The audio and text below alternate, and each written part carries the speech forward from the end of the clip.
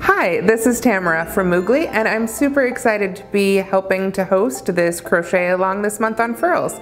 For this project, we'll be making the snow-capped throw, and what I have before me is obviously not an afghan, and it's not even the stitch pattern, but what it is the gauge swatch. In this case, it's just a solid field of double crochet. The gauge for this pattern is 16 stitches by 9 rows, equaling 8 inches. Now, that said, if you are getting a fabric that measures slightly differently, as long as you're using a hook, this is an end hook, a 9mm, and you're getting fabric that you like, you can go ahead and go with it. Because it's a blanket, you don't need to worry about it fitting or the exact size, so don't worry too much about the gauge. Just get a fabric that has some nice drape, the stitches aren't too far apart or too close, and I think you'll be happy with the finished project. This is the swatch where I used 2 different colors, red and white, or actually Fisherman and Mulberry, I should say. And this pattern is worked from the top down so that it makes little snow-capped peaks when you turn it around. The first 3 rows are just going to be double crochet, so I'm going to go ahead and make 3 rows of double crochet. I'll be making this swatch size, but if you make the full-size blanket, you'll be starting with a chain of 111 and double crocheting in the 4th chain from the hook and then on across. So let's get started.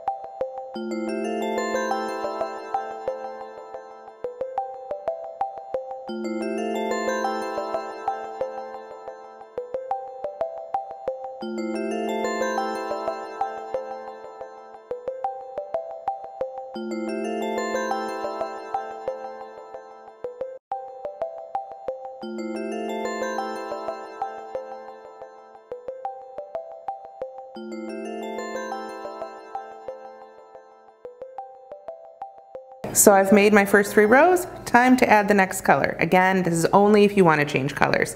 If you want to stick with the white, you can just chain 1 and begin what I'm about to do with the white, or whatever color you're using.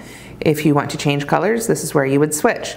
So, since I'm adding a new color, I'm going to start with a slip knot on my hook, go into that first stitch and just make a single crochet. This is called joining with a single crochet. It's got a few different names, but that's a great way to start off with a single crochet without having to join in chain 1. So from here, we're going to make our front post double treble crochets. So what I'm going to do is I'm going to yarn over 3 times. 1, 2, 3. And then I'm going to count over, let me hold this out of the way here. I'm going to count over 3 and down 2. So 1, 2, 3, 1, 2. So that's the stitch I'm going to be working around. And a front post double treble, we yarn over 3 times, we go around that stitch from front to back, right to left, pull up a loop, pull it up nice and high because you don't want it to pull down on the fabric, and then pull through 2, yarn over, pull through 2, yarn over, pull through 2, and finally yarn over and pull through 2. 4 times you're going to do that. So that is our first front post double treble. Then I'm going to skip the next stitch because that's what our front post double treble was, and go into the next one. If I went into the stitch that I skipped, we'd be increasing, and we don't want to do that. So I'm going to make a single crochet in each of the next 3 stitches here. And there's 1, there's 2, and there's 3. Almost, there we go. 3 single crochets. Now it's time for another front post double treble crochet, and we're going to go around the same stitch right there. So I'm going to yarn over 3 times, and I'm going to go right under the previous one I did, just right below it. Pull up that loop again, pull through 2, pull through 2, pull through 2, and pull through 2. And you might notice I'm holding on to the stitch as I work those loops off. It just makes it a little easier to keep control of such a tall stitch. So then I skip the next one, because again, I don't want to increase, and I make a single crochet in the next one, and that sort of anchors it down. And that is our first repeat of this row. So we do it again.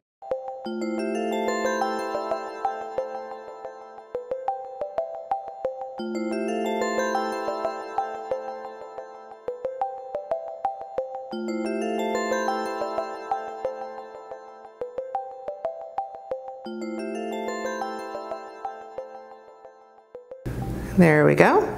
And there's our last one. So I will skip the next stitch again so we don't increase, and I'm going to work my last single crochet right in the top of the chain 3. Remember that chain 3 in our double crochet rows does count as a stitch. So that is it for row 4. Now the basic repeat is rows 4 through 7, but rows 5, 6, and 7 are just double crochets, the exact same thing. So if I were working in 2 colors like I am here, or let me pull up that swatch, I would just go ahead and make the next 3 rows in red and then switch back to white and then back to red so that I've got that V coming down over the previous color. I think that just gives a really nice effect. Of course, if you're staying with white, you don't have to worry about changing colors at all. So that's how you make the basic stitch of the blanket itself. When we come back next time, I will be showing you how to make the border. Thanks for watching.